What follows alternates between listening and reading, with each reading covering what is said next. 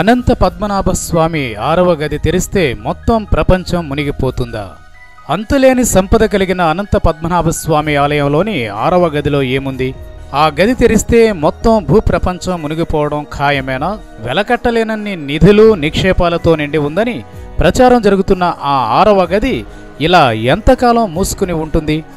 ఆ గదికి ఉన్న నాగబంధాన్ని ఎలా, ఎప్పుడు, ఎవరు తొలగించాలి? ఈ ప్రశ్నలకు నిర్దిష్టమైన సమాధానం చెప్పేవారు లేకపోయినా అందరూ చెబుతున్నది ఒకటే: ఆ గది తలుపు తెరవడం ఎంత మాత్రం మంచిది కాదని. ఇంతకీ ఆ 6వ గదికి ఉన్న ప్రత్యేకత ఏమిటి? ఆ గదిలో దాగిన మిస్టరీ ఏమిటి? ఈ విషయాలను తెలియజేసే ప్రయత్నమే ఇది. ఈ స్టోరీ మీకు నచ్చితే లైక్ చేయండి, వాట్సాప్, ఫేస్బుక్లో షేర్ చేయండి. మీ అభిప్రాయాన్ని కామెంట్ల రూపంలో నిర్మోహమాటంగా మాకు తెలియజేయండి. మా ఛానల్ను సబ్స్క్రైబ్ చేసి ఇలాంటి మరిన్ని వింతలు, విశేషాల గురించి తెలుసుకోండి.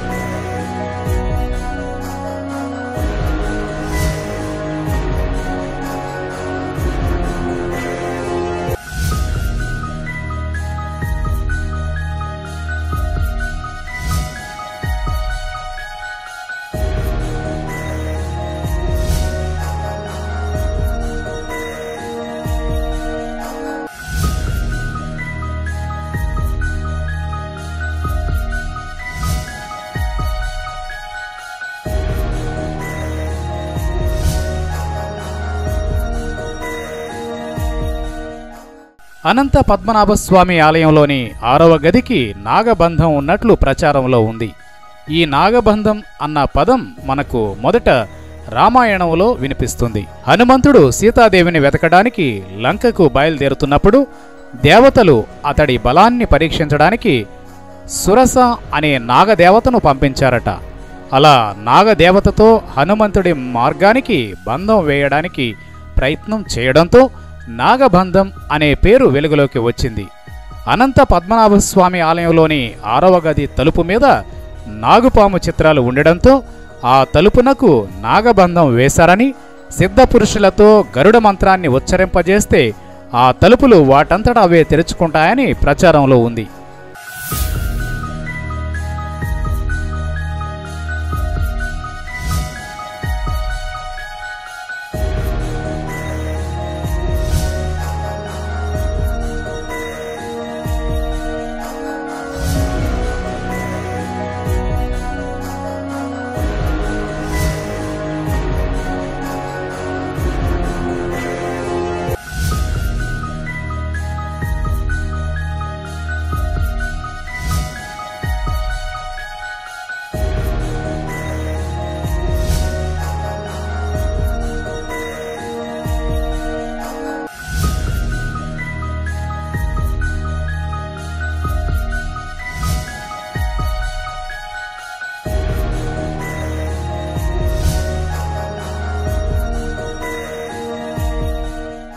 పురాణాల ప్రకారం 8 దిక్కులకు ఒక్కొక్క నాగదేవత కాపలా కాస్తుంటారట.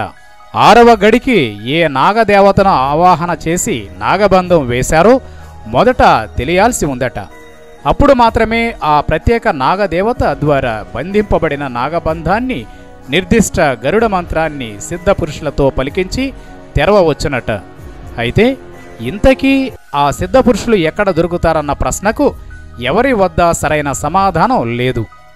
అనంత పద్మనాభుడు శయనించిన ప్రదేశానికి సమీపంలో ఉన్న ఆ గది తెరిస్తే పద్మనాభుని నిద్రకు భంగం వాటిల్లి ప్రపంచం మొత్తం భస్మం అయిపోతుందని కొందరు, ఆ తలుపుల వెనుక నీటి అలల శబ్దం వినిపిస్తుంది కాబట్టి సముద్రం మొత్తం ప్రపంచాన్ని ముంచేస్తుందని మరికొందరు భయపడుతున్నారు.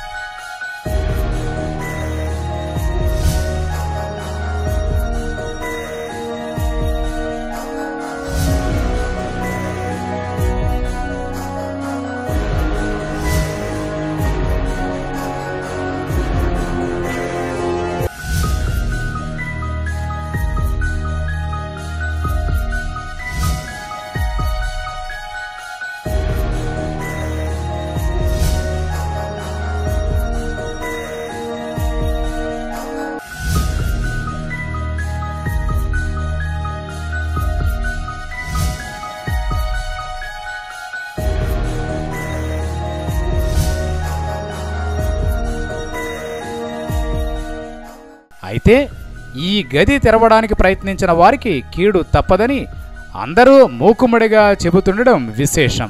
ఈ వాదనకు వారు ఆధారాలు కూడా చూపిస్తున్నారు.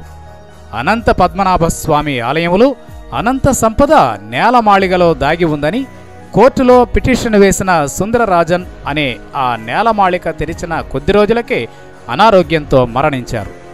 నేలమాళిగలు తెరవడానికి సుప్రీంకోర్టు నియమించిన కమిటీ సభ్యుల్లో ఒకరి తల్లి హఠాత్తుగా చనిపోయింది. మరొకరికి కాలు విరిగింది. సంపద లెక్కించిన అధికారులు కొందరు అనారోగ్యం పాలయ్యారు. దాంతో 6వ గదిని తెరవాలని ప్రయత్నించిన వారికి కీడు తప్పదన్న ప్రచారం ఊపందుకుంది. ఈ ఆలయాన్ని నిర్మించిన ట్రావెంకోర్ రాజవంశీకుల వాదన వేరే విధంగా ఉంది. ప్రభుత్వం ఆ గదుల్ని తెరుస్తూ ఉంటే తాను ఏమీ చేయలేని దుస్థితిలో ఏడవడం తప్ప ఏమీ చేయలేకపోతున్నానని ఈ రాజవంశానికి చెందిన తిరునాళ్ మార్తాండ వర్మ ఒక ఇంటర్వ్యూలో వాపోయారు.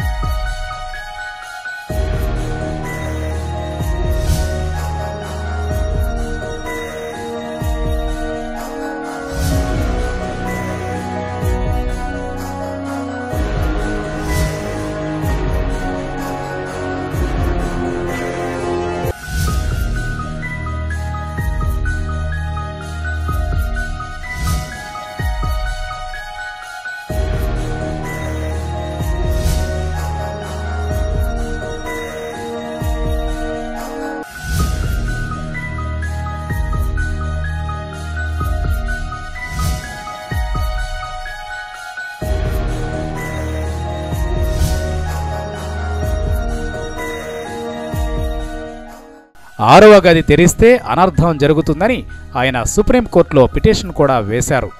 మిస్టరీగా మారిన అనంత పద్మనాభస్వామి ఆలయం 6వ గదిలో ఒక శక్తివంతమైన స్తంభం ఉందట.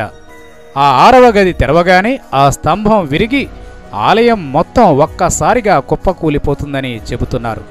పద్మనాభస్వామి ఆలయంలోని అనంత సంపదను కాపాడడానికి ట్రావెంకోర్ రాజులు కావాలని ఆ ఆలయాన్ని అలా నిర్మించారట.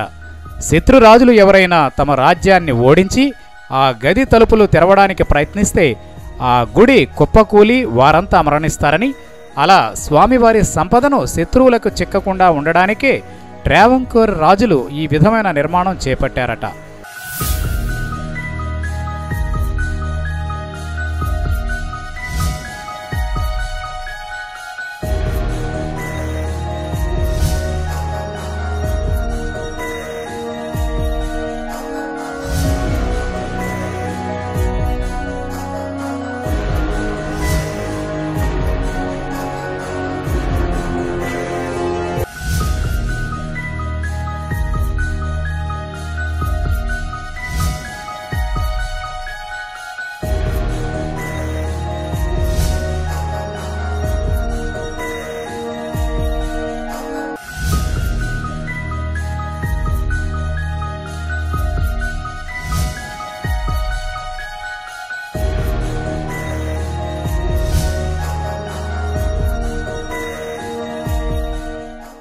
శత్రురాజుల సంగతేమో గాని పద్మనాభుని అనంత సంపద మీద ఇప్పటికే చాలామంది కళ్ళు ఉన్నాయి. ఆ సంపద గురించి రకరకాల కథనాలు ప్రచారంలో ఉన్నాయి. ఆ సంపదను వెలికి తీస్తే భారతదేశం ప్రపంచంలోనే అత్యంత ధనిక దేశంగా మారుతుందని కొందరు ఊరిస్తూ ఉంటే, మరికొందరేమో ఆ సంపద కోసం ప్రయత్నిస్తే మొదటికే ముప్పు వచ్చి ప్రపంచం మొత్తం కల్లోలం అవుతుందని హెచ్చరిస్తున్నారు. ఇంతకీ పద్మనాభుని 6వ గదిలో అనంత సంపద ఉందా? ఉంటే అది ఎప్పటికి బయటకు వస్తుంది? ప్రాణాలకు తెగించి 6వ గది తలుపులు తెరిచే ధైర్యం ఎవరు చేస్తారు? ఇవన్నీ చిక్కు ప్రశ్నలే. ఈ ముడి విప్పడం కేవలం ఆ అనంత పద్మనాభుడి వల్లే అవుతుందేమో.